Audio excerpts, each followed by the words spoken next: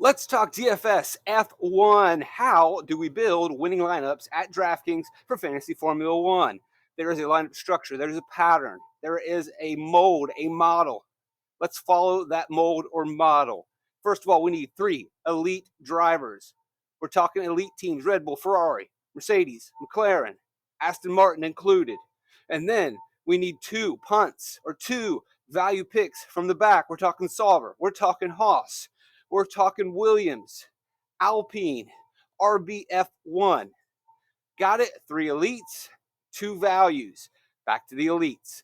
Sometimes the 3 elites include Max Verstappen, but never as captain. It depends on the efficiency of the elites. It depends on their pricing. We know Max is taking step number 1. So the other 3 need to finish somewhere around 2, 3, 4, and 5. We need them not to be priced north of $10,000. So we have 2 scenarios: 3 elites that includes Max, or 3 elites that does not include Max. And it comes down to efficiency. Here we have a pretty efficient day because pricing was pretty forgiving at Bahrain. We'll get into specific optimal lineups at Bahrain and Saudi Arabia next. We'll get into Australia 2023, 2022 next. But first, let's look at structure. Here at Bahrain, we have prices under $10,000. Pretty forgiving for a 2, 3, and a 5. We will absolutely take that. And it leads to efficient days. And because these 3 steps can be very efficient, that means we don't need Max. We get 60 or 58 fantasy points from these drivers. Although Max scores 39.7 on the day, it is more efficient to take the 58 from them than to play Max, possibly one of these drivers, and then to go dumpster diving with the rest. And it comes down to a small difference often, but in the end, if these drivers are low enough and they're efficient enough, they score maximized points, and Max's lineup just doesn't quite score as many. Again, with these 3 elites, we need efficiency. If they are $10,000, for example, if the second highest priced driver on the slate finishes second, that creates a bit of a problem for efficiency. And then along with that, the third highest priced driver finishes third. That creates an efficiency problem.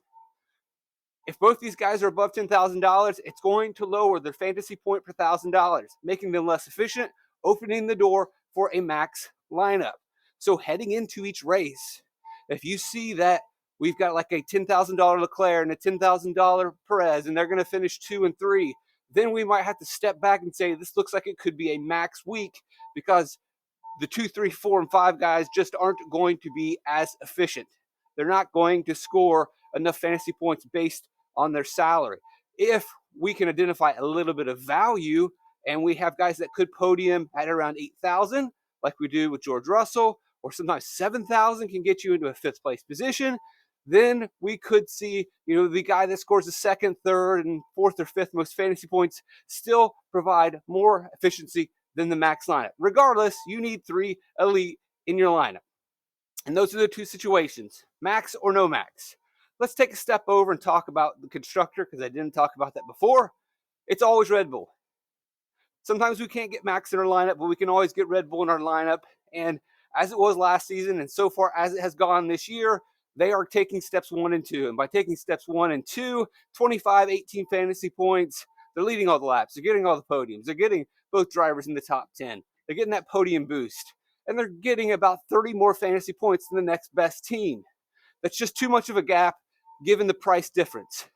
If their price was significantly higher, which it's not going to increase anymore, then it wouldn't be the case. But as long as they're scoring almost 30 more fantasy points per race than the next best team consistently, you just keep jamming in Red Bull.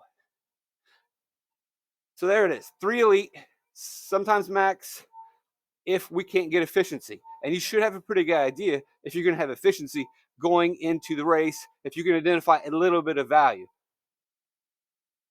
We'll talk about that later. And then for the punts and value plays, a lot of times, and I hate to say it, this simply comes down to fortune. It comes down to luck, because the make or break point total for your value guy is their versus bonus. Do they beat their teammates? And often when one of the mid-pack drivers beats their teammate, it's often because their teammate experienced bad luck. or misfortune. Now, in this case, Joe has a decent race. He gets you 3-place differential, which really 3 to 2 place differential is also never really out of the question when we are playing drivers starting in the very back in Formula One. I know, it's hard to pass in Formula One. Place differential is not going to be guaranteed. It's not. But when you start in the very back in Formula One, here's what could and usually will happen. Formula One cars are maxed out. And because of that, mechanical failures are quite common. And so through attrition, these drivers, simply by finishing, will get place differential. These cars are maxed out, and they are very equal at times. And when they run side by side, they suffer damage, and the slightest of damage can be very significant when you're racing against maxed out cars. That can result in retirements, which is a place for one of these guys in the back to gain a spot. It can also compromise what the car can do. And again, that's going to give another place differential point to a car that may not have been good in FP1 or 2 or 3, or in Q3 or Q1. It's just simply a matter of attrition. So you're going to get that baked in. But really, what it all comes down to is place differential. Who benefits from the other driver experiencing bad luck and misfortune? And unfortunately, we can't necessarily predict that. We don't know who's going to wreck in turn one. We don't know who's going to get the cycling wrong. We don't know who's going to pick the wrong tire strategy. We don't know who's going to benefit from when the safety car comes and who's going to ruin their race by a poorly timed safety car. We can't predict that. Now, one thing that we can do if you want to try, and this one again is not always 100%, is if you have one of your value picks starting 5 or 6, 7 grid spots closer to the front, then that seems like, hey, if it is hard to pass and this guy's got 6 spots on the other guy, he seems to be the likely play. But again, often it comes down to which of these drivers avoids mistakes. That's pretty much how you can build. Now, there is one thing that I will throw out there, that sometimes when we want to lean into playing max and we're looking for ways to play max, there's one more off-the-wall strategy. Last week or 2 weeks ago at Saudi Arabia, you could build a really good lineup with Max and Logan Sargent. And the unique thing is Logan Sargent lost to his teammate, which is kind of crazy to say that I can build winning lineups without getting my value play, winning his matchup. But it is possible if you can get the maximum amount of savings, the bottom salary price, and you get a guy starting almost last through attrition, they'll get you 3-place differential, they get the classified finish. Sargent actually had a halfway decent day. And the savings, he is not a good point per dollar play. He only scores 4 points, but the savings allows you to maximize in other places. And so you could have built a pretty good lineup. It wasn't the optimal lineup, but that is a lineup construction pattern that you can follow. All right, now let's get to Bahrain. Let's break down some optimal lineups so that we can win some money at Fantasy Formula One. Bahrain, you couldn't get to max. But that was because you had a pretty efficient podium and guys running out the top 5. Perez did typical Perez stuff. One of the things to keep your eye on with Perez is this place differential bonus. This really helps him out a lot. If not for the place differential bonus, he may not be in optimal lineups because he misses out on the versus bonus because he can't beat Max. But this place differential, along with his finishing position, helps him get there. Otherwise, if we've got Perez starting second and he's going to finish second, and his salary is, say, north of $10,000, then it's very likely that when the optimal lineup sorts itself out, it either includes Max or it slides down to possibly the drivers with the 3rd, 4th, or 6th most fantasy points just because Perez can't really get it done. Now, if you get Perez with the possibility of 2-place differential points, then it could shift back up, but we also need his salary not to be too expensive. You get Carlos Sainz starting 4th, finishing 3rd, just had a better day than Leclerc. Pretty simple. Nothing really magical about it. He was the better Ferrari. He gets on there, and he scores you 15 points. He gets the bonus. He's at 9,000. That works. George Russell, again, starts 3rd, although he does lose some spots. Not too many, so he stays right there, that he doesn't lose his place differential. But the key, again, is he gets a top 5 finish. That's 10 points at a pretty affordable 8,000. More importantly, he beats his teammate, which when you have his teammate starting 9th, that's quite an advantage. So he was already a pretty popular play. Not a surprise there. Now, when we look at the value, again, like I said, it's pretty simple to explain how the value often works. Joe has a pretty good race, but ultimately Joe benefits from Bottas suffering damage early in the race and then Bottas also having a penalty later on in the race. Like I said, you need to pick the teammate that does better or just does not experience the problems. K-Mag, yeah, it gets you 2 place differential points, but Hulkenberg suffered damage early in the race, and that was it. It was over. Lap 1, boom. Looks like it was going to be a K-Mag week. We see Haas almost every single week in optimal lineups, and it's the Haas driver often that just doesn't make a mistake. And hopefully you're on the right Haas driver each week. And at the moment right now, it looks like hopefully you're going to be on the right Sauber driver. Let's look at Saudi Arabia, and let's break down this optimal lineup. Again, you can't afford Max, but you can jam in Red Bull. Again, almost 30 more fantasy points. Pricing here is pretty static, so you go with the 4X, and you don't even think about it. Now here, we're going to end up with a captain that is more expensive than in the last lineup. We actually can get Piastri, but he is 7,200. It's going to be pretty rare that we are spending up on a captain. This probably is going to be about where we maximize our potential and salaries. So we get Leclerc, who sneaks in here by getting that fast lap point. Really huge in interpreting whether he will be in the optimal lineup and the best lineup, how he sneaks away with that 3. It was pretty easy for him to get to 5. Behrman had a good race, but everyone knew Leclerc was going to finish better than the Bear. Pretty simple. 10,000, not that expensive. I mean, actually he is, but he finishes 3rd, and then I cannot tell you how crucial that 3 points was right there, helping him become more efficient and making this a non-max day. Piastri at a value makes things really work pretty well. So again, we look at Leclerc, finishes 3rd, he's fast, he beats Behrman. We look at Piastri, he beats Norris. Couple things to note there. It was a really good day for Piastri, but it could have been a really good day for Norris. Norris just picked a different strategy. His strategy under pitting just didn't work. Couldn't get the softs to work at the end, I think is what my note says. He stayed out. He stayed out, ran longer at Jeddah, threw on the softs, but just couldn't get through the traffic. So had Norris been able to beat his teammate, then things changed. But the way that it worked out, Piastri finishes 4th. He's significantly cheaper. He's running pretty well at the moment. That really shifts the mold, but still, we're talking 1, 2, 3 elite drivers.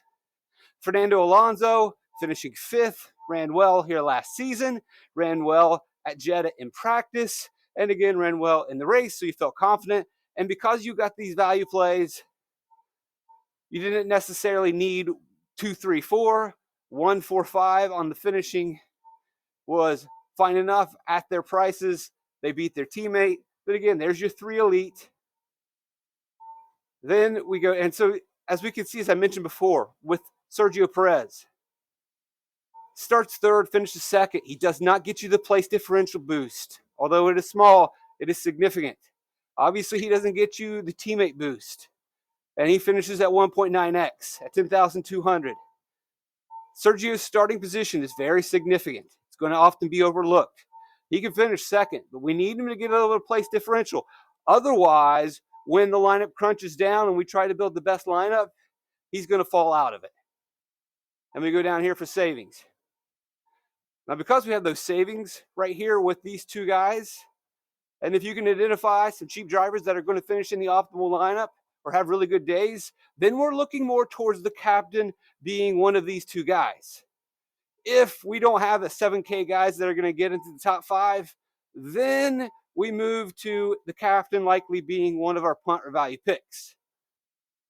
Very rarely are we going to have a situation where we can get a really expensive elite into that captain spot. So moving down and explaining our value, how did Hulkenberg get there? You guessed it, Kevin Magnussen this week had early damage.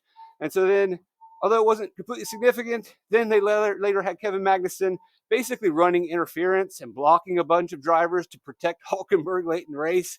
Welcome to F1, folks. And in doing so, K-Mag's not going to beat Hulkenberg, and Hulkenberg is going to be the higher finisher of the group. And he does actually squeeze in there and get a point, gets place differential. Again, you finish the race from one of these guys in the back, they're going to get that place differential. Really, the big thing is we want him to beat the teammate. Hulkenberg beats the teammate by not suffering damage. Esteban Ocon also slides into our lineup, who will technically now be one of these seasons ago, they were almost at the top of the mid-pack. Now they're back there with Williams and Sauber. That's unfortunate, but that's the way it is. And this one really wasn't a surprise, although they're not getting out of Q1 at the moment. And Alpine looks rough. Jeddah had always been really good track for Ocon, and Gasly is just having a horrible season. So simply beating his teammate probably would have been good enough. He finishes 13th, not the greatest day, but again, not suffering damage, not having a mechanical failure while others do. There's some place differential there. There's the classified. Get the 5 bonus. And then again, we've got Pierre Gasly with mechanical issues. So Ocon finishes the race, his teammate doesn't, boom, done. Let's look at Australia and continue these patterns of 3 elite, 2 value, explain the elites, explain the value. Here we go. Now this is 2023, and we're getting a $14,000 max, which we'll probably never get again, and so we're actually able to get a Max Verstappen lineup. No other explanation needed there. Again, we're always going to take Red Bull. Again, not as sizable of a difference because we don't get the double podium bonus. Perez doesn't quite have the great day, but still, even with only a 15-point gap on Aston Martin, but again, we had a little bit of salary forgiveness there in that race. So we take Max, starts first, finishes first. We take Lewis, starts third, finishes second, and is only $8,200. And then we have 2 pretty good drivers here, but Perez was way too expensive, doesn't end up being very efficient. Also, Fernando Alonso had finally been marked up price-wise, has a really good race, but really isn't particularly efficient. Like I mentioned before when we were looking at the mold, if our next 3 elite, if the non-max elite is not necessarily efficient, then it opens the door to a max lineup. When you have a 10K driver finishing where he's supposed to finish and doing nothing else, then it hurts his efficiency and leans towards the max lineup. Again, Perez. Now, obviously, he had to start 20th on the grid, and he rallies to finish 5th. But 5th from 11,400 is not going to work. Now, also aiding the max play was the fact that early in 2023, McLaren was still going through the struggles. This is where they really started to turn things around, and you get a $5,600 McLaren, and that's a huge value boost. Being able to put Norris in your lineup, starts 13th, really has a fantastic day to finish 6th. Piastri also having a fantastic day. As I mentioned, this is when McLaren really started to get in the motion. And so that works. He beats his teammate, and he gets the place differential boost. Super value, makes it easy to get there. There's your 3 elite. Norris, Hamilton, Verstappen, Alonso, and Perez. Good days, but just not efficient fantasy-wise. And that's something that you can predict heading into every single race, whether a guy is going to be efficient enough. If there's enough points available for that driver, we know first place and all those laps led are locked out. So as far as our value goes, what's the story on Hulkenberg? What's the story on Joe? Again, Australia last year, Australia every year, every single week. We're often looking at which Haas driver is going to not mess up, which Sauber driver is not going to mess up, or well, this was Alfa Romeo then. So we look at Hulkenberg. Well, Kevin Magnussen crashed. The field crashed, as you can see right here. And so there's a bunch of place differential built in to repeat the fact that you can take one of these guys in the back because we can get wild crashes, especially at Australia. We can get some chaos. And you can flirt with the idea of taking a Logan Sargent, although he doesn't beat his teammate. But he gets a couple place differential points. He gets you a classified. But then that being said, there's going to be other drivers in the value range that benefit as well, that could finish inside the top 10 and add some points and beat their teammate. So I don't know if I really need to float with the Logan Sargent play this week. That might be something I do in a later round, but it is always on the table where we take a teammate that not necessarily is going to be the winning teammate. But anyway, that explains Hulkenberg. What was the story with Joe? Joe and Bottas were pretty evenly matched, and there's a strong argument that Bottas could have been better, although Joe had a pretty good race. But Bottas was hurt by when the red flags came out. The red flags and the safety cars were at very inopportune times. It ruined Bottas' strategy, and it allowed for Joe to move and cycle ahead of Bottas, and that was it. Again, with the value picks, we're always not really looking at who's going to be the better driver. We're sometimes just looking at who's going to get lucky. Hate to say it, but that's the same in a lot of auto sports. When you're taking your values, you're taking your punts, who's getting lucky dogs, who's taking wave rounds, who avoids a wreck, who avoids a pit road mistake. That's just auto racing for you. And the value drivers are always going to be very susceptible to variance, volatility, and luck. We look at 2022 as we wrap up here. Thanks for joining me. Like, subscribe, share these videos. Hopefully it helps you. This is a unique race in that early in 2022, Max had not quite kicked it into gear yet. This was a pivotal moment in the season, according to Max. They suffer another mechanical failure early in the year. You remember this was the very early stages of the RB18, and he just didn't have the car, and then he was unable to finish the race. But from here, they learned, they got together, and then just destroyed the field for the rest. But this was still the time where Ferrari had those high hopes. Although there wasn't high hopes for Carlos Sainz, who had a very long weekend, mistake after mistake, problem after problem, he gets knocked out as well. And that creates a unique, interesting situation where we have a Red Bull DNF, we have a Ferrari DNF. And those are usually the two teams that we want to roster in terms of constructor. So since both those teams fail, it ends up being a Ferrari or a Mercedes construction week. That's rare, not something that we're going to count on, but definitely is a possibility when you have a Red Bull and a Ferrari go down. And so when the Red Bull and the Ferrari go down, then we're going to easily get 1, 2, and 3 on the board. Leclerc wins the race, controls the race. He's only 10-6, no surprise. One of our elites. Who's the second? Well, it's going to be Checo Perez, who actually is finally going to get a bonus point, the versus bonus.